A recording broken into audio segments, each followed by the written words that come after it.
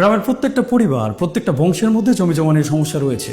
তাই বলে কি বাবা চাচাদের সমস্যা চাচাতো ভাইদের মধ্যে আসা উচিত? মোটেও আসা উচিত না। সেটা আমি আসতেও দিব না। আজকে এই সমস্যাটাকে ঘিরে তুমি কাউসারকে ছোট করছো, আমি ছোট করছি। তাহলে কি হলো? আমাদের বাবা চাচাদের সমস্যা আমরা নিজেদের মধ্যে টেনে আনলাম। আমি আমার চাচাকে আগে যতটা সম্মান করতাম এখনো ঠিক ততটাই সম্মান করি এবং ভবিষ্যতেও তাই করব। এবং তোমারও উচিত চাচাকে ততটাই সম্মান করা। এবং তুমি যাই বলো না কেন, আমার চাচাতো ভাইদের সাথে আমার সম্পর্ক আগে যতটা ভালো ছিল এখনো ততটাই ভালো থাকবে। আমি যেন ভবিষ্যতে আর কখনো তোমার মুখে তাদের প্রতি কোনো ধরনের অসম্মানজনক কথা না শুনি। আমি সেটা একদমই সহ্য করব না। ঠিক আছে, তুমি যেটা ভালো মনে করো সেটাই হবে। ওদের এমন প্রতিদানে তুমি যদি খুশি থাকো তাহলে আমিও খুশি থাকার চেষ্টা করব। হ্যাঁ ঠিক আছে, তুমি যাও। রান্না বসিয়েছিলে, রান্নাটা শেষ করো। আর কাউসার গরুর মাংস খুব পছন্দ করে, ফ্রিজ থেকে গরুর মাংস বের করো। আর তুই যা, ফ্রেশ হয়ে নে, একটু পর একসাথে খেতে বসবো। আমি নতুন গাড়ি নিয়েছি জানিস? হ্যাঁ ভাইয়া, শুনেছি। সেটা দিয়েই তোকে নিয়ে শহরটা ঘুরে বেড়াবো। আর গ্রামে যাওয়ার কথা একদম চিন্তা করবি না। এমনিতে আমার বাসায় আসলে তো 7 দিনের আগে যেতে দিতাম না, কিন্তু এবার 14 দিন না থেকে যেতে পারবি না। নাহলে মানুষজন ভাববে তোর আর আমার মধ্যে ঝামেলা হয়েছে। আর এই বিষয়টা কিন্তু কখনোই মানুষকে বুঝতে দেওয়া যাবে না। মানুষ যদি একবার বুঝে যে আমাদের মাঝে ঝামেলা হয়েছে, তাহলে মানুষ এখানে এসে আগুনে ঘি ঢালার চেষ্টা করবে। মানুষজন কখনোই কারো ভালো দেখতে পারে না। যদি তারা বুঝতে পারে যে ভালো কোনো আত্মীয়র মাঝে ঝামেলা হয়েছে, তারা সেটাকে সমাধান করে দেওয়ার চেষ্টা করবে না, বরং দুজনের কাছে দুজনের বিরুদ্ধে কথা বলে আর উস্কে দেওয়ার চেষ্টা করবে। পরিস্থিতি যাই হোক না কেন, আমাদের ভেতরে যত যাই হয়ে যাক, মানুষজনকে সবসময় বোঝাতে হবে আমরা এক আছি এবং এক থাকবো। হ্যাঁ ভাইয়া, বুঝতে পেরেছি। হ্যাঁ ঠিক আছে, যা তুই ফ্রেশ হো। অনেক দূর থেকে জার্নি করে এসেছিস। আমার কিছু কাজ আছে, আমি শেষ করে আসছি। ভাইয়া, হ্যাঁ বল। আমি জানতাম না যে বাবা বড় চাচাকে এইভাবে ঠকিয়েছে।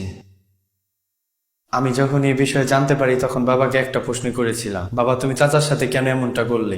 তখন আমি জানতে পারি যেটুকু জমি ভাগে বেশি পাওয়া গেছে সেটুকু জমি নাকি দাদা খুশি হয়ে বাবাকে দিয়ে গিয়েছে।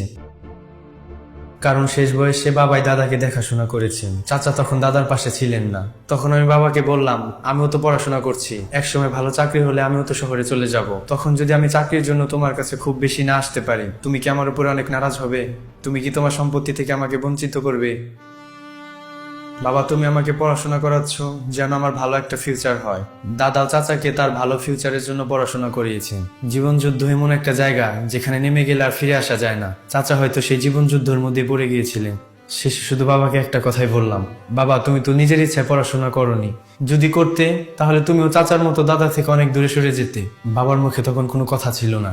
বাবা তখন চোখের পানি ছেড়ে দিয়ে বললেন, চাচা হয়তো নিজে খুব একটা গ্রামে যেতে পারেননি, কিন্তু সবসময় টাকা পয়সা পাঠিয়ে দাদাকে সাহায্য করেছেন। বাবা বিপদে পড়লে চাচা টাকা পয়সা দিয়ে সাহায্য করেছেন, কিন্তু তারপরেও দাদা অনেক কষ্ট পেয়েছিলেন, কারণ তার শেষ দিনগুলোতে তার বড় ছেলে তাকে দেখতে আসতে পারেনি। তখন আমি শুধু বাবাকে বলেছি, দাদা না হয় কিছু বুঝতে পারেনি, তুমি তো সবই বুঝো, তুমি কি চাচাকে তার হক থেকে বঞ্চিত করতে পারবে? বাবার একটা কথা বাড়াননি, তারপরের দিন উকিল ডেকে জমির কাগজ আবার নতুন করে করিয়েছেন। এই দলিলে 2 ভাইয়ের সমান অধিকার রয়েছে। এই দলিলটা দেওয়ার জন্য আজকে আমি তোমাদের বাসায় এসেছি, কিন্তু আসার পরে দেখলাম ভাবি আমার প্রতি অনেক নারাজ, তাই আমি এই দলিলের কথা বলার সুযোগ পাচ্ছিলাম না।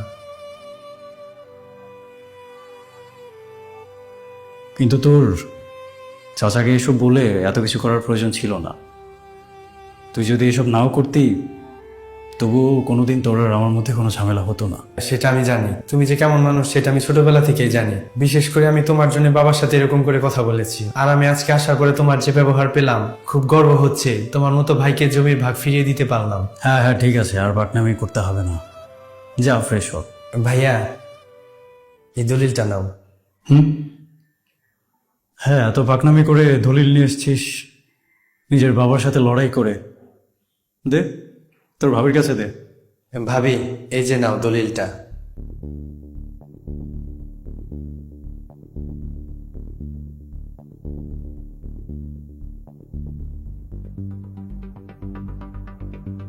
কাউসার, আমি তোমাকে অনেক কিছুই বলে ফেলেছি, তুমি কিছু মনে করো না? না না ভাবি, আমি কিছু মনে করিনি। আসলে বুঝোই তো, যা হয়ে এলো, যে কারোরই মন খারাপ হওয়ার কথা। আমি ভেবেছিলাম তুমি ইচ্ছে করে এই কাজটা করিয়েছো।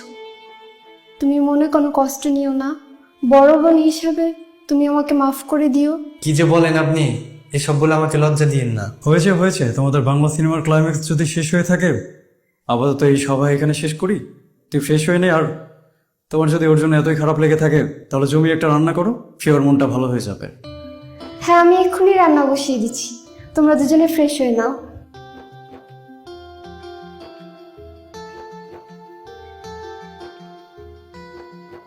কিরে, কেমন আছিস? ভালো আছি ভাইয়া, তুমি কেমন আছো? আছি। বাবা চাচারা যা শুরু করেছে, কিভাবে ভালো থাকি বল? তো তোর ব্যাগের ভেতরে কি? ভাইয়া ব্যাগে ব্যাগে কচু। কচু? তুই গ্রামে থেকে এত দূর কচু নিয়ে এসেছিস? হ্যাঁ ভাইয়া, মনে হলো শহরে কচু পাওয়া যায় না, এজন্য সাথে করে কচু নিয়ে এসেছি। তো কচু নিয়ে এসেছিস, সাথে ইলিশ মাছ নিয়ে আসিসনি? ইলিশ মাছ? না ভাইয়া, ইলিশ মাছ তো নিয়ে আসিনি। আরে মজা করছি, মন খারাপ করছিস কেন? বিকালে বের হয়ে তুই আর আমরা বড় দেখে একটা ইলিশ কিনে আনবো, তারপর তোর গ্রামে থেকে আনা কচু দিয়ে ইলিশ খাবো। তো তুই কি শুধু কচু আর দলিল নিয়ে চলে এসেছিস? কাপড় চোপড় কিছু নিয়ে আসিসনি? কাপড় চোপড় তো নিয়ে আসিনি ভাইয়া, ভেবেছিলাম দলিলটা তোমাকে দিয়ে বাড়িতে চলে যাব।